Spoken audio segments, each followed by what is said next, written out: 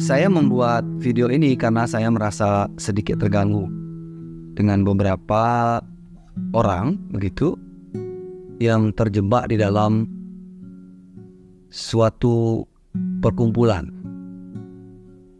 dalam tanda kutip mengaku perkumpulan spiritual, yang kemudian sebenarnya mereka sedang terjebak pada keyakinan. Bisa jadi keyakinan pada guru atau keyakinan pada sebuah ajaran yang menurut saya itu bentuk ketakutan dari sang guru, di mana mereka diajak untuk terikat pada ajaran. Jadi mereka dilarang untuk keluar, kemudian bahkan ditakut-takuti. Kalau dia keluar dari sana, misalnya dia akan jadi celaka, dia akan tidak selamat. Menurut saya ini sebuah pembodohan. Ya, saya yakin yang mengajak itu tidak sadar. Barangkali si penyebar ajaran tidak sadar bahwa itu sebuah ketakutan dalam dirinya yang kemudian disebarkan kepada yang ikut belajar. Nah, keyakinan-keyakinan seperti ini yang kemudian dipaksakan untuk diajarkan juga ditularkan menjadi keyakinan baru, itu indikasi sebuah ketakutan.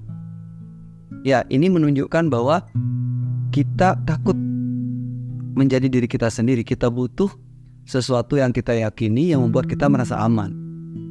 Nah, ini kan sebentuk pembodohan yang kemudian akan terus-menerus terjadi. Ya, kata yakin sebenarnya sama dengan saya tidak tahu, bukan? Iya kan? Saya yakin bahwa saya bisa. Artinya, saya belum tahu kebenarannya bahwa saya bisa atau tidak. Ya, saya menganggap diri saya bisa, maka saya kemudian meyakininya. Ya, sesuatu yang saya belum tahu kebenarannya, kepastiannya, lalu saya katakan itu benar, itu adalah sebuah keyakinan. Nah, ini apa bedanya dengan saya membiarkan diri saya tidak tahu?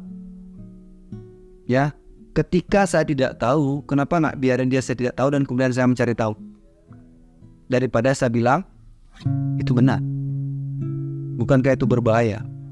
Ya, dulu zaman virus belum ditemukan, orang meyakini sakit virus itu bisa jadi adalah sakit kena teluh, sakit karena kena suatu hal yang berbahaya, lalu kemudian dibuatkan upacara tertentu karena belum ditemukan virus itu. Bayangin kalau waktu virus COVID itu orang meyakini itu sebagai sesuatu yang terjadi karena misalnya ilmu tertentu, gaib bilang begitu. Ya, bukankah itu kemudian sangat membahayakan karena ketidaktahuan kita? Ya, begitu kita menjadi tahu, oh ini virus, tentu kita tahu dong bagaimana mendeteksinya, kemudian bagaimana mencegahnya menyebar, atau mungkin bagaimana menghilangkannya. Nah, kalau kita terus membiarkan diri kita menjadi yakin akan sesuatu yang tidak kita ingin buktikan, ya, ini bisa membahayakan diri Anda dan membahayakan orang lain. Saya yakin sekali saya bisa.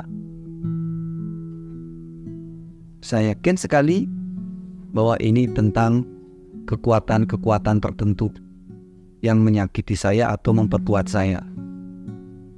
Ya, why kita tidak coba belajar menyadarinya, menemukannya, sampai kemudian kita mampu merasakannya?